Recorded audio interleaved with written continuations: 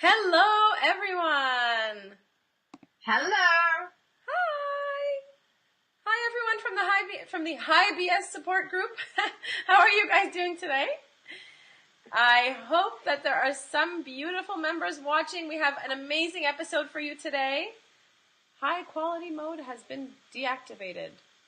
All right. Okay, just some technical things going on here.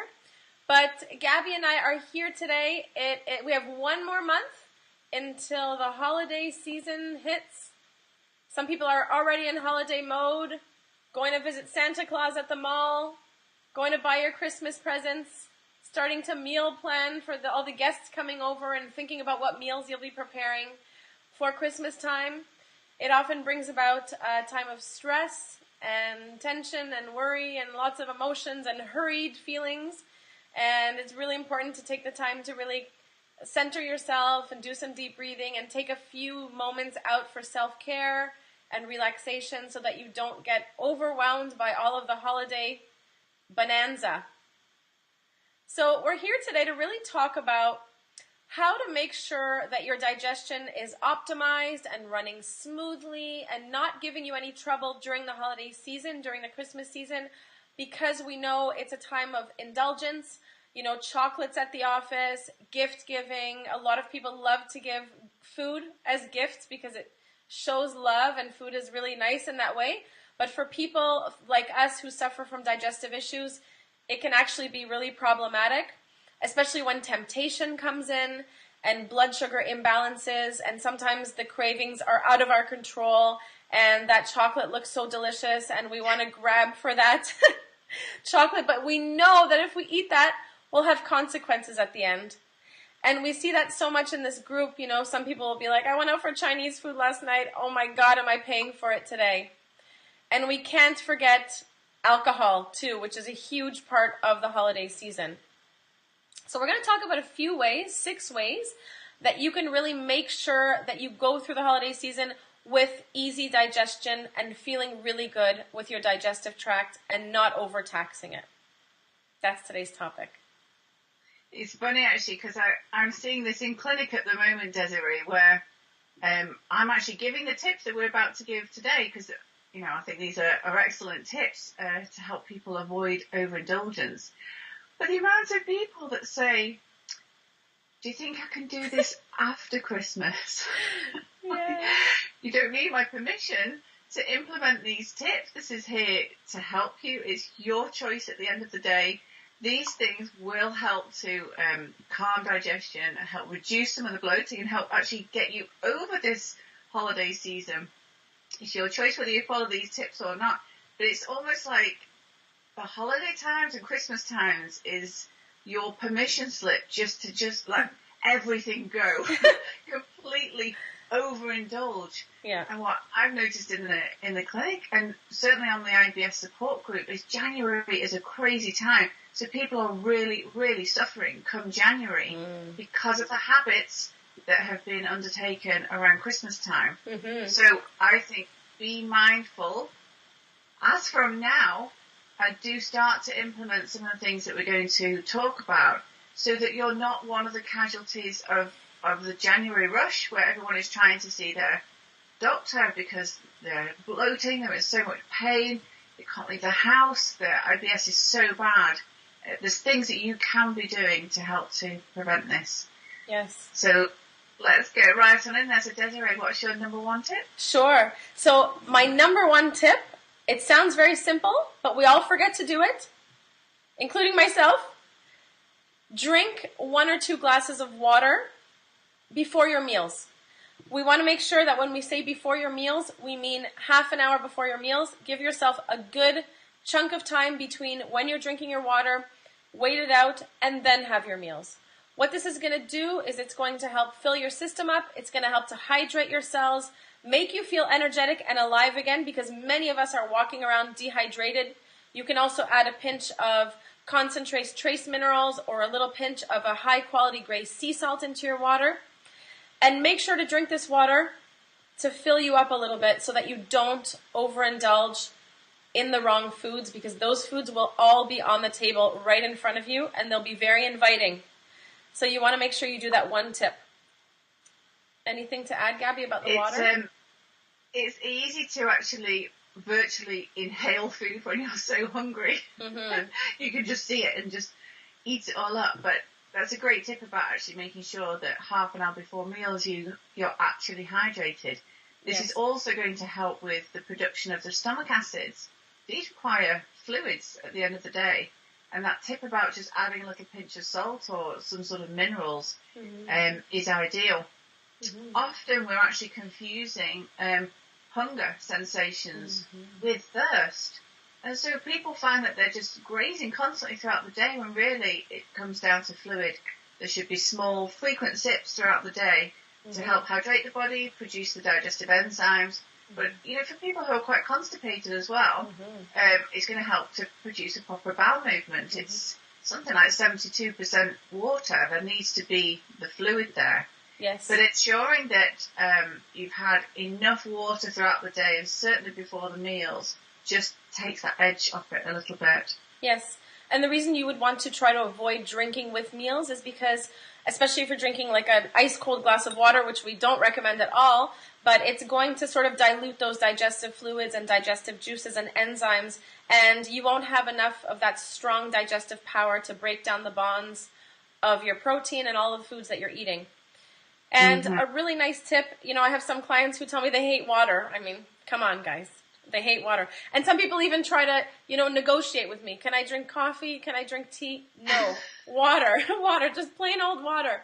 And a really nice thing that you can actually do if you don't like the taste of water, or if you find it difficult to drink water, is infuse your water. You can do beautiful combinations. You can add some strawberry slices, mint leaves, ginger slices, cucumber slices, orange, lemon, lime. You can really, spruce it up. You can add some cloves even, which has extra beneficial properties. They're anti-parasitic. So really, if it looks nice, it's more appealing and it tastes better. So if you want to do that, just dress up your waters. Desiree, you did a great challenge about herbal teas a couple of weeks back. So one thing I get my clients to do is to make a nice herbal tea and to chill it. And I'm not asking them to drink cold water with the meal, but that kind of infused water at room temperature it's so pleasant. Yes. It's a nice way of taking the drink. So we do thyme, rosemary. I love your idea of which one did you just say? That was it, clove? Cloves, yeah. It was cloves, wasn't it? Yeah, and cardamom would be really good too. Ginger. Yeah. Cardamom. Yeah, these are wonderful ideas. Yeah. Especially if people just aren't drinking it. And you can get those little vessels whereby you can literally pack the inside of those water bottles. Yes. And then the water goes around the outside and infuses it. Yeah. Very fancy, very fancy. This is so important. Eating mindfully means that you are taking the time to appreciate your meal. You're looking at it. You're inhaling the aroma. We have this whole olfactory system, which as we're breathing in, it stimulates memories. It calms the whole nervous system. It helps, you can stimulate the vagus nerve this way. You can calm the entire nervous system down, literally through viewing and inhaling the food. So just prior to eating, take some deep breaths in. So in through your nose, out through your mouth, and just calm everything down. And be mindful every time you're putting that mouthful of food about the chewing. What's the texture like in your mouth? What are the contours? Where do you experience that on the tongue? Is it rubbing against the insides of the cheeks? Does that have a slimy feel? Is it rough? Is it smooth? How does it feel as it goes down? Where do you feel the energy of that food actually going to? It might be certain organs that you can actually feel are more enlivened from eating a certain food.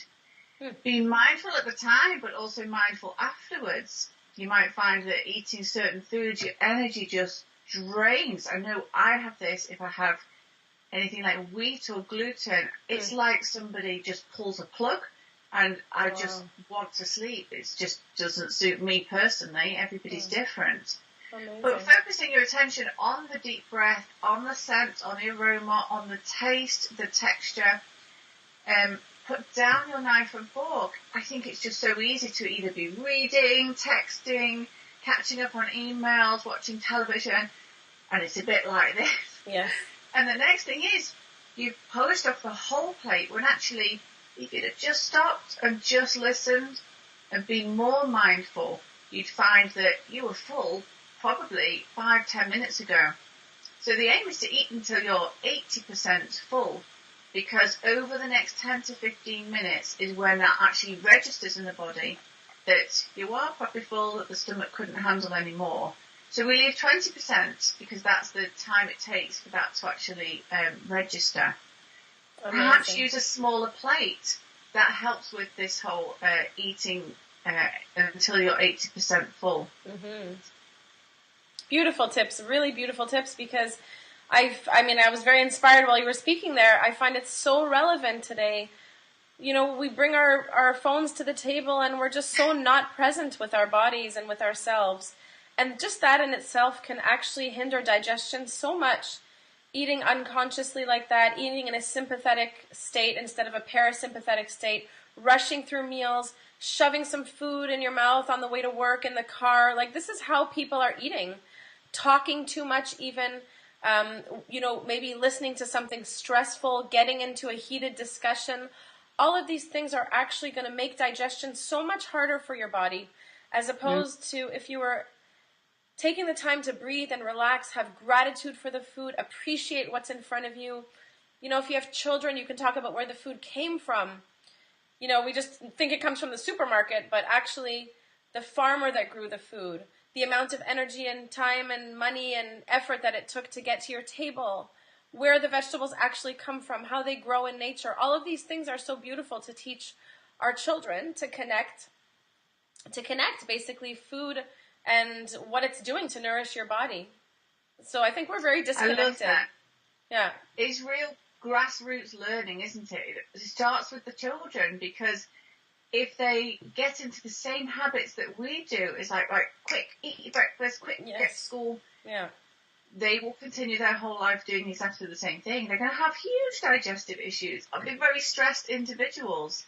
There's something so nice about taking that time as a family, and like you say, talking, deep breathing, and literally slowing everything down. Yes. We practice chewing games, actually, because my little boy, he's 6, but from the off, he chews them each mouthful 5-6 times and swallows. It's not proper chewing whatsoever. Right. And it's not that he's distracted, that's just what he does. So we try and play games to see who can chew the most. And if you do, you win a little, some hard pasta, and we see how many pieces of pasta you can win. That's so creative. You must have a lot of time on your hands. It's a really nice way to eat more mindfully. It does slow everybody down. Yeah, that's really cute. So the next one, really, what we wanted to talk about is you might be yearning and tempted by the creamy, delicious, buttery dish on the table, but try to opt for vegetables first. And I know that at our dinner table, when we have large family meals, we have like a Moroccan background. And the first thing that my mother-in-law will put on the table is tons of vegetable salads. Beautiful vegetable salads, really creative ones. You know, she'll put mango in and mint leaves and really make like papaya salads, like all kinds of really interesting combinations. Not just your typical iceberg lettuce with tomato, but really interesting artichoke hearts, olives, avocados. You can really broaden your range when it comes to vegetables and salads. And I always say this, by the time the main course comes, I'm not really that interested. I actually serve myself a small portion of the main meal because I've actually eaten so many vegetables by that point because they're delicious and because they're appealing and because they look beautiful, they're colorful. So try to make sure that you do look in a cookbook, find creative recipes for salads or just steamed vegetables if you can't tolerate the raw foods, which many of our digestive clients can't. You could just steam up some broccoli, cauliflower. Those are probably not the best vegetables. Or you can roast some red peppers, some zucchini, whatever you can tolerate. You know your body best. And really find creative ways to pack in those vegetables. That's going to give you, first of all, a lot of hydration because vegetables contain a lot of water. And it's also going to give you that fiber. And those two things are going to help to slow down the digestive process and regulate your blood sugar levels. And of course the antioxidants and the phytochemicals and all of the nutrients that come from eating an abundance of vegetables. I love that tip because that's tip number 3. Those having that raw veggies, the steamed veggies at the start mean that you're not having as much rubbish later on, because that's the problem, isn't it? Is that we have empty calories. We're having lots and lots of starchy carbs that don't really give us anything. Yeah. And as you just said, with all those phytonutrients, you start to feel satiated. You start to feel quite full. Yes. I think one of my next tips would be really about trying to reduce the dry foods that we have in our diet. So what I'm finding in clinic is that people are having starting the day with like Weetabix or shredded wheat. So it's quite a dry cereal. It's very nature is dry. They may be having a sandwich at lunchtime, maybe pasta in the evening, and maybe snacking on crackers throughout the day. Yes. And it's just so dry, and it takes up water. It takes up those fluids from inside us. Yes. So really focusing on vegetable-based meals means that we have that hydration, we have that satiated feeling, and we're getting all those nutrients as well. So literally heaping in the veggies where possible, and that will help to provide the fluid. And fluid-rich foods as well would be things like brown rice, quinoa. You know, if these are well chewed, it's actually delivering water into the body, which is what we need. In some cultures, they really, really overcook the rice to something called congee, and that's got these beautiful healing properties inside the gut. Yes. I love all the root veggies for this, like your beetroot and carrot, parsnips, etc. Yeah. That's so nice with some thyme, some lemon juice, some olive oil. Just roast it all up. Amazing. I love try and include it every meal. Yes. Beautiful. So the next way you can avoid overeating and overtaxing your digestive system is to make sure you kind of pair your foods properly. So many people will be helped by just this one principle. That's what's so beautiful about this Facebook Live right now, is we're giving you all of these tips, but you can actually just take one tip and try it and implement it, and that one tip can just make all the difference for you. It can maybe help to eradicate or diminish symptoms, can really make you feel good in your body, even help you lose weight. That's what happens when you implement a naturopathic approach, is that it's a many-pronged approach. It will help all other aspects of your health, which is so beautiful. And this one is about food combining. So if you've heard of basic food combining, what you generally want to do is eat your fruit away from your meals, especially melons. You will have melons like honeydew or cantaloupe or watermelon. Have that separate from anything else. So don't combine that with anything else. A nice time to have fruit. I serve fruit first thing in the morning. Is I put fruit on the table. That's the first thing I do before I even brush my teeth, is I go with my eyes closed and cut fruit. Because I want to make sure that the kids have that first, before any, like you say, like we eat sprouted bread, before any toast or cereal or eggs or any of that dry food. I love the way you describe dry and wet food. Before any of those dry foods get into their bodies, it's water and fruit. And that's a really nice trick. I love that trick. I learned it from my mother-in-law, and I've just implemented it every single day ever since. So I always have a lot of abundance of fruits in my home. So before meals, or as a snack between meals. So you can have an apple between meals, you can have some berries, some pear, maybe you want to stay low on the glycemic index if you're having issues of candida, and you want to stay away from the high sugary foods if you're having issues like that. And then when it comes down to the most common combinations that we have in our standard American diet, meat and potatoes, pizza, turkey sandwiches, all of these foods do not adhere to the principles of food combining.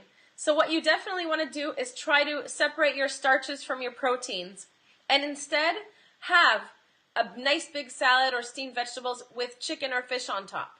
Or if you don't eat chicken and fish, maybe some tofu or some beans or some lentils.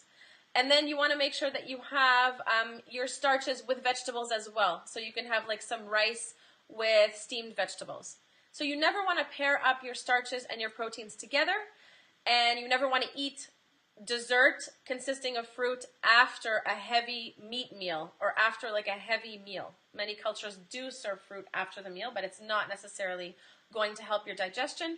And all of this comes down to the fact that different foods get absorbed and, get assimilated and broken down in our bodies. They take different amounts of time to get digested. So you don't want one food sitting on top of another, basically. I think these are such good tips. I actually gave these particular tips today to a client who was so bloated no matter what she was eating. I mean, in agony with it, and showing me photographs as well. And I mean, we hear it all the time, don't we? Looking 9 months pregnant, but absolutely. Yeah. But it's she awful. sat in front of me. It's awful. She didn't look bloated whatsoever. And she said, well, I actually haven't eaten today. Oh. It's as soon as she eats. And so looking through her diet, it's all the dried foods. It's all not being combined correctly. She's has her own business. She's eating on the go, rushing around all the time. Yes. These 6 tips are just so useful. So we'll just run through those again. Yes. First thing is drink your water and have that before meals. A good half hour before meals. Eat mindfully. Slow everything down. Take your time. Chill before eating. Serve your steamed or raw veggies first. So start with that before you continue with anything else. Desiree? Yeah, sure. Then we went on to talk about try not to eat your fruit after a meal. Try to eat fruit separately, preferably for breakfast or as a snack. And pairing foods for digestion. Learn about the basics of food combining. Don't mix your starches with your protein. Instead, have protein and vegetables or starch and vegetables. And have your drinks away from your meal as well. And that's about it. Those are really great tips. They're really helpful tips. They may sound very basic, but most of us are not doing them. So really, let's start by implementing them. And if you are watching live or on the replay, what I want you to do is tell me in the comments what you plan on implementing. I want to make sure we take action here. We're not just speaking theory, but we really want you guys to take action and implement at least one of these tricks. And then tell us if your Christmas season was any easier this year than it has been in the past years, if you decide to follow this. And if you're going to like a dinner and you think, oh my God, they're only going to have like turkey and, what do people eat at Christmas dinner? Turkey and potatoes. roast veggies. If you think that the dinner party that you're going to will not help your digestion in any way, it's okay. Bring your own salad. You can bring your own food sometimes. And I think it's more common nowadays than it ever used to be because people have such health challenges and they need to stick to certain types of eating, certain ways of eating. So don't feel shy to do that. I agree.